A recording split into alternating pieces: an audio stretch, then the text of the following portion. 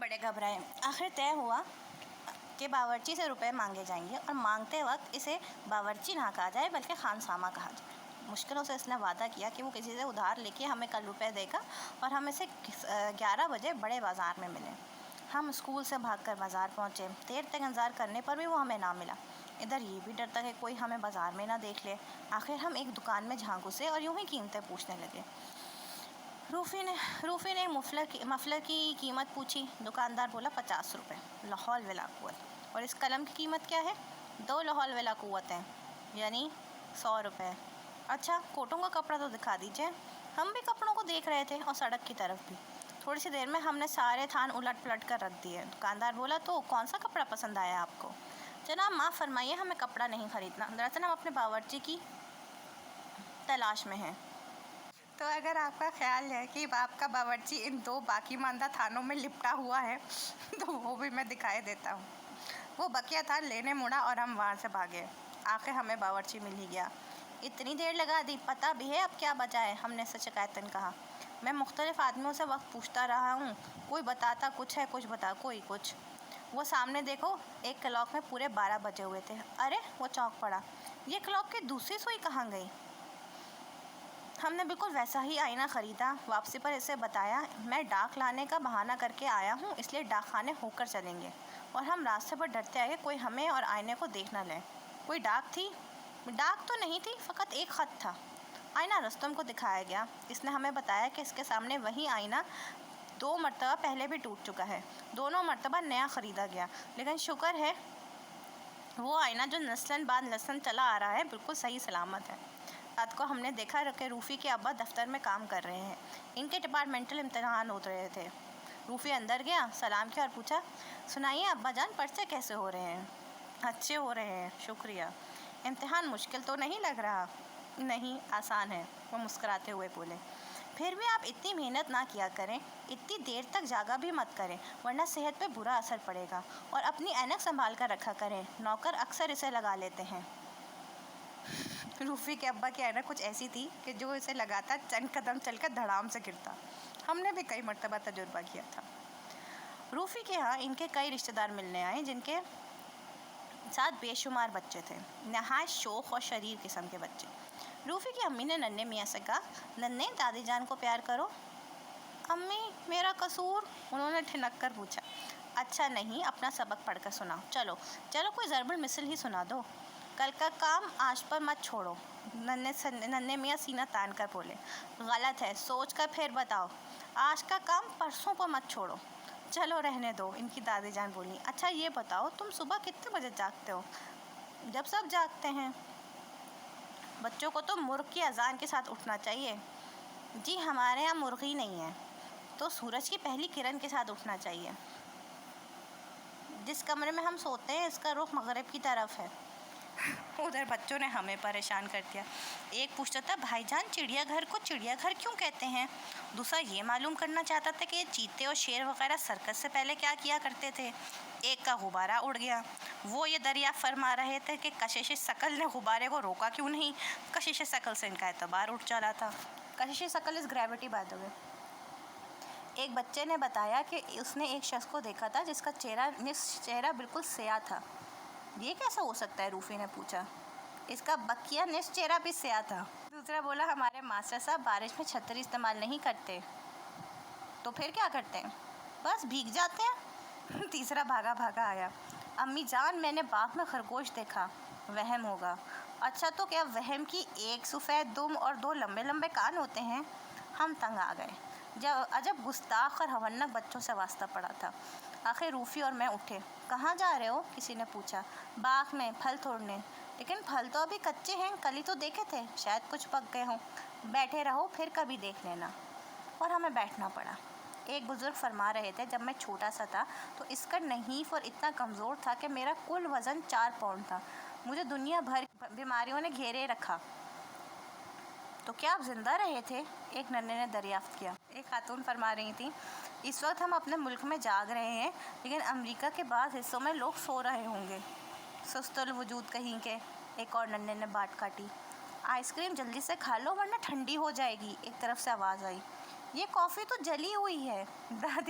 दादी जान नन्हे मियाँ से पूछ रही थी, क्यों नन्हे, ये सड़क कहाँ जाती है?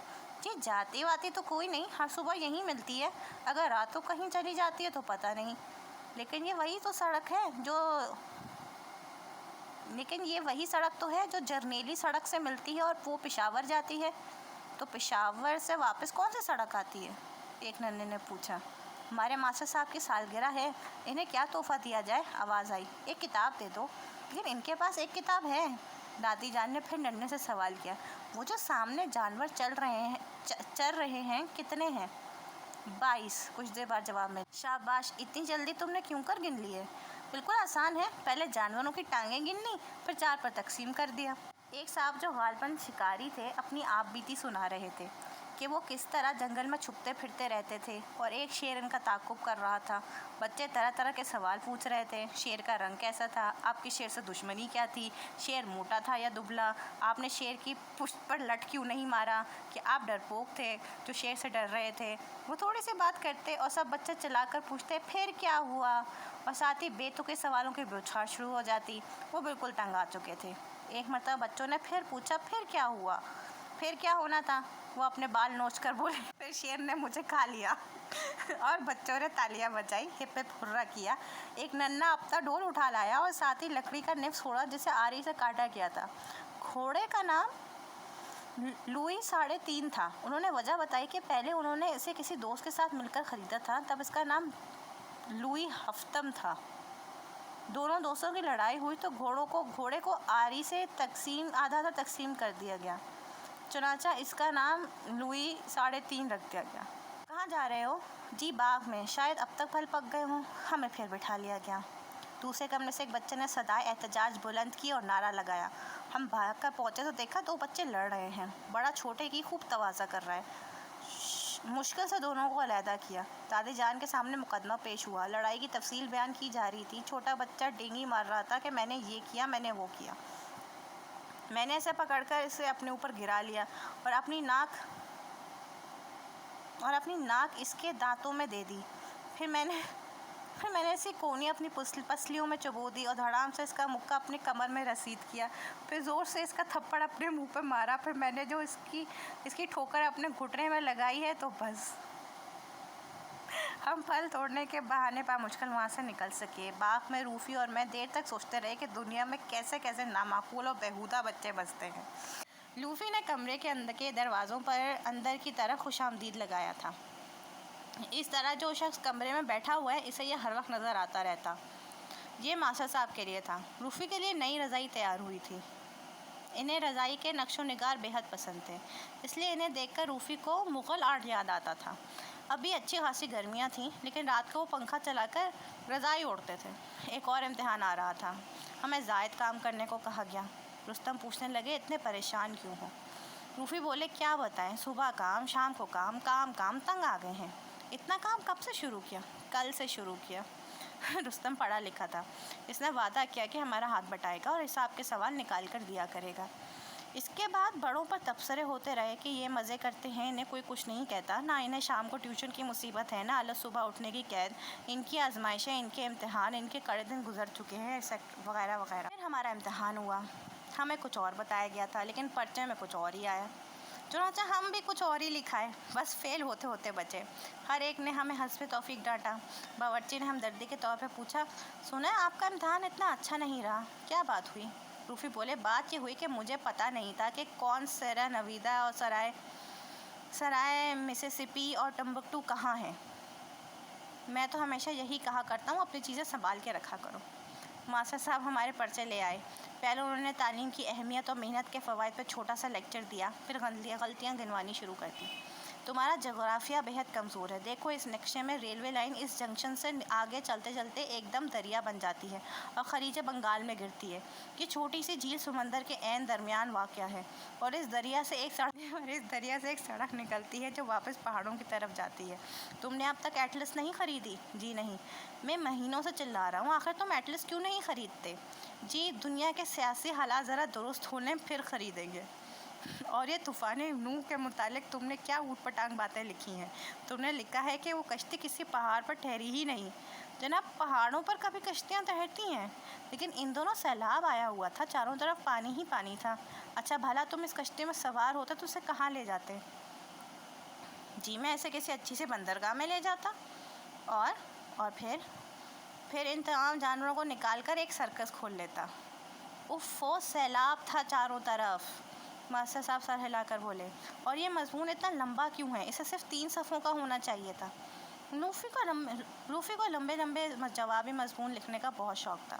अगरचे वो होते थे बिल्कुल यूं ही से। 3 सफ़ों की कैद को इन्होंने यूं नज़रअंदाज किया कि पहले सफ़े पर नंबर 1 लिखा, दूसरे पर नंबर 2, इसके बाद कई सफ़ों को इकट्ठा करके पिन कर दिया और इस पर नंबर 3 लिख दिया। और फिर ये मज़मून अच्छा भी नहीं। जनाब, ये आप नहीं कह सकते कि अच्छा नहीं, आप ये कह सकते हैं कि आपको पसंद नहीं आया। तुमने लिखा है शाहजहां ने ताजमहल इजाद किया, जहांगीर ने जहांगीर का मकबरा इजाद किया, कुतुब साहब ने कुतुब साहब की लाट इजाद की। जी इसलिए कि इससे पहले इन चीज़ों का किसी को इल्म नहीं था। दरियाफ्त की, मैंने लुकमा दिया। नहीं, दरियाफ्त भी नहीं की, बनाई, तामीर की। सच कहो, तुम्हारा स्कूल का काम कौन किया करता है? ईमान से बताओ। जी रुस्तम किया करता है। अकेला? जी नहीं, हम भी इसकी मदद किया करते हैं। तुम दोनों को अपना ख़त खूबसूरत बनाना चाहिए, फिर आप हमारी इमला में गलतियाँ निकालेंगे। मास्टर साहब शायद कोई खुशखबरी सुनकर आए थे कि हमसे बिल्कुल खफा नहीं हुए। चलते वक्त कहने लगे, इतनी गलतियाँ मैंने किसी और के पर्चे में नहीं देखी। जी गलतियाँ तो हम सब करते हैं, इसलिए तो पेंसिल के साथ रबड़ लगाई जाती है, रूफ़ी मोहब्बाना बोले।